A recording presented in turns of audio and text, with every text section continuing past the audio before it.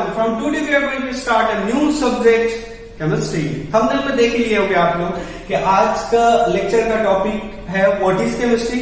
इस वीडियो में हम लोग देखेंगे what is chemistry, importance of chemistry and what are the main branches of chemistry. सबसे पहले स्टार्ट करते हैं डेफिनेशन से केमिस्ट्री का। What is chemistry? सो देखिए यहाँ पे डेफिनेशन लिखा है, study of matter, its property, how and why the substance combine or separate to form other substance। मतलब क्या होगी डेफिनेशन कि स्टडी ऑफ मैटर के बारे में पढ़ना है, उसका प्रॉपर्टी के बारे में पढ़ना है, क्यों और कैसे कोई सब्सटेंस मैटर कंबाइन करता है, कोई सब्सटेंस कंबाइन करता है और सेपरेट होकर न्यू सब्सटेंस कैसे बनाता है, इसके बारे में पढ़ना है। यहां से एक ओवरऑल आइडिया हो गया होगा आपको केमिस्ट्री का डेफिनेशंस, केमिस्ट्री में हम लोग करने क्या वाले हैं। चलिए आगे देखते हैं। यहाँ पे एक वर्ड आया है मैटर, इसके बारे में थोड़ा डिस्कस कर लेते हैं। मैटर क्या होता है? तो मैटर क्या होता है? मैटर आपने पढ़ा होगा मैटर क्या होता है। सबसे पहले डेफिनेशन से अगर देखते हैं तो एनी सब्सटेंस जिसके पास दो प्रॉपर्टी होते हैं, एनी सब्सटेंस व्हिच हैज मास, पहला प्रॉपर्टी उसके पास मास होना चाहिए और क्या होना चाहिए, वो स्पेस ऑक्युपाई करता होगा। कोई भी सब्सटेंस जिसके पास मास हो और वो स्पेस ऑक्युपाई करे तो वो मैटर होगा। सर आप तो डेफिनेशन बोल दिए, एग्जांपल्स कौन देगा? चलिए एग्जांपल्स देखते हैं। चलिए ये देखिए आपका सॉरी ये पेन देखो, इसका मास है और ये जब सब इसको रखोगे तो देखो एक स्पेस ऑक्युपाई कर रहा है, तो ये एक मैटर है। इवन ये आपका व्हाइट बोर्ड देखिए एक स्पेस ऑक्युपाई किया हुआ है, इसका कुछ ना कुछ तो मास है, ये मैटर हो गया। आप जो मोबाइल यूज कर रहे हो देखो उसका कुछ ना कुछ मास है और वो कोई एक स्पेस ऑक्युपाई करके रखा है, तो वो भी मैटर हो गया। चलिए ये चीज तो समझ में आ गया सर, मैटर क्या होता है, मैटर किसको बोलते हैं। तो एक कंसेप्ट आता है सर, ये क्या हर वो चीज जिसको यूनिवर्स में हम लोग देखते हैं वो मैटर है? तो उसका आंसर आप दीजिएगा, जल्दी बताइए। तो हर वो चीज जिसको हम लोग देखते हैं वो मैटर, या जो होता है यूनिवर्स में एग्जिस्ट करता है वो मैटर नहीं होता है।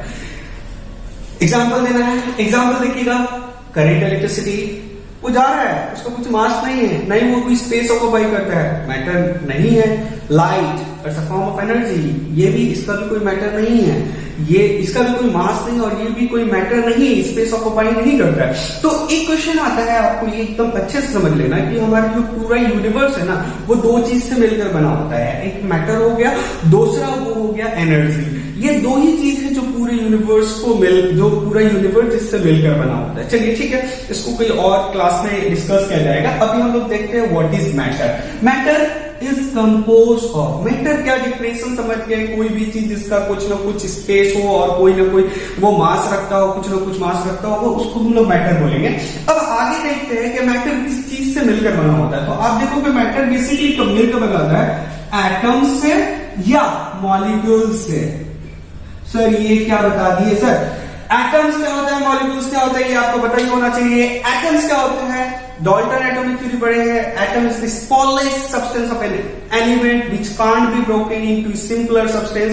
एंड कभी कभी क्या होता है ना, ये एटम्स एंड मॉलिक्यूल्स अलग अलग क्यों लिखे हैं, तो अलग अलग लिखने के लिए एक कंसेप्ट यहां से सीख लेना कि एटम्स एंड मॉलिक्यूल्स में फर्क क्या होता है। एटम्स भी एक एलिमेंट का स्मॉलेस्ट सब्सटेंस है जो इंडिपेंडेंट एग्जिस्ट नहीं करता। बहुत सारे केस में इंडिपेंडेंट एग्जिस्ट नहीं करता, बहुत सारे केस में करता है। तो सर मॉलिक्यूल्स क्या होता है, जब एटम इंडिपेंडेंट एग्जिस्ट नहीं कर रहा है तो वो क्या करता है, अपना ही जैसा एक अदर एटम के साथ या किसी और एटम के साथ मिल जाता है तो वो एक मॉलिक्यूल्स बनाता है। सर एटम सपोज कर लीजिए ये आपका हाइड्रोजन है, हाइड्रोजन हो गया।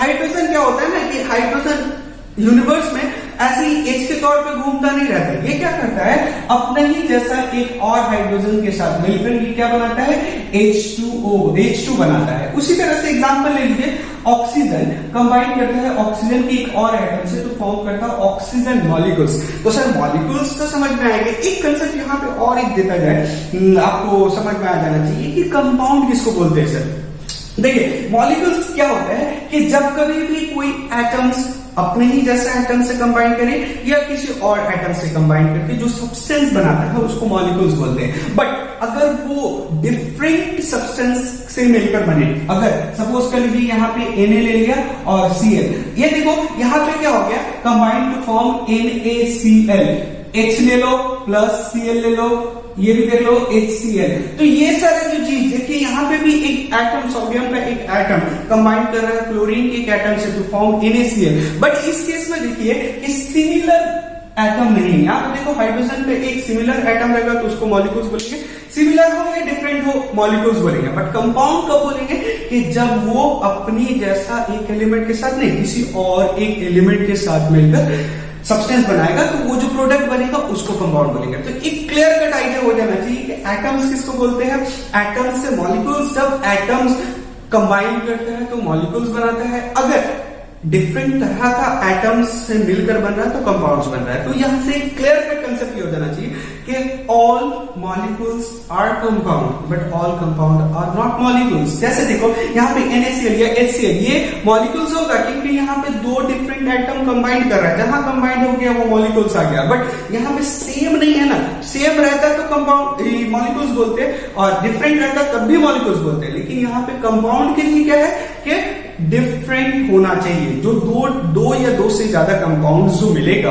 वो डिफरेंट होना चाहिए, उसको कंपाउंड बोलते हैं। चलिए ये तो एक ओवरऑल आइडिया हो गया। अब हम देखेंगे कि इंपॉर्टेंस ऑफ केमिस्ट्री है कि इंपॉर्टेंट ऑफ केमिस्ट्री में everything we do is chemistry. क्या सर क्या बोल रहे हैं, everything we do is chemistry. Yes, even आप देखो जब आप सांस ले रहे हो तो आपके अंदर में एयर गया, बहुत सारा रिएक्शंस हो रहा है, आपका ग्लूकोज ब्रेक हो रहा है। जब आप खाना खाते हो ग्लूकोज ब्रेक होता है। जब हमारी ये जो बॉडी है वो कुछ ना कुछ केमिकल कंपाउंड से मिलकर बना हो। ये पेन ले रहे हैं, इसके अंदर प्लास्टिक है, प्लास्टिक का कुछ ना कुछ केमिकल लोचा है। तो केमिस्ट्री का होता है, इस वजह से इंपॉर्टेंट हो जाता है कि हर वो चीज जो हम देखते हैं या जो चीज है वो बेसिकली कुछ ना कुछ केमिकल से, कुछ ना कुछ सब्सटेंस से मिलकर बना होता है। इसी वजह से इसका बहुत इंपॉर्टेंट है।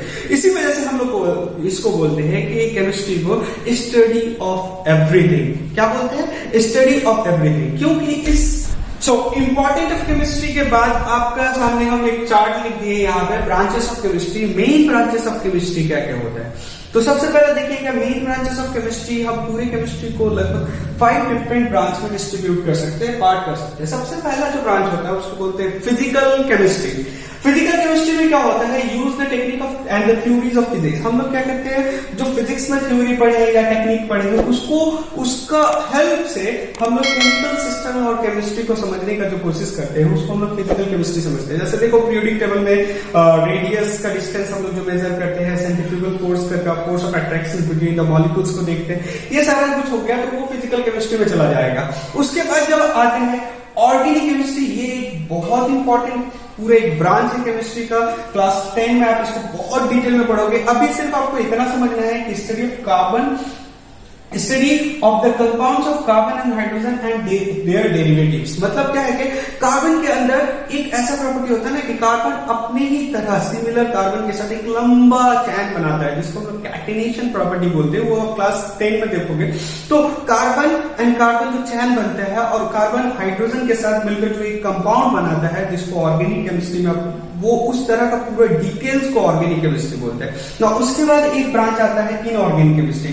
तो ऑर्गेनिक केमिस्ट्री में जो कार्बन एंड हाइड्रोजन और उसके डेरिवेटिव्स को छोड़ के जो बाकी सारे कंपाउंड्स बच गए, देयर एलिमेंट्स, जैसे सल्फ्यूरिक एसिड हो गया, नाइट्रिक एसिड हो गया, सोडियम क्लोराइड हो गया, ये सब चीज के बारे में हम स्टडी करते हैं तो इसको इनऑर्गेनिक बोलते हैं। डेफिनेशन देख लीजिए, study for all elements and their compound except carbon and hydrogen and their derivatives. मतलब जो ऑर्गेनिक में हम लोग पढ़ रहे हैं उसको छोड़ के बाकी जो कुछ हो रहा है वो इनऑर्गेनिक में चला जाएगा। ठीक है, उसके बाद आपका आता है एनालिटिकल केमिस्ट्री। एनालिटिकल केमिस्ट्री में क्या होता है, study of the chemistry of the matter and the development of the tools to measure the property. मतलब यहाँ पे हम लोग वो जो टूल्स जो मतलब जो डेवलप होता है मैटर को मेजर करने के लिए जो टूल्स होता है उसके बारे में स्टडी करते हो।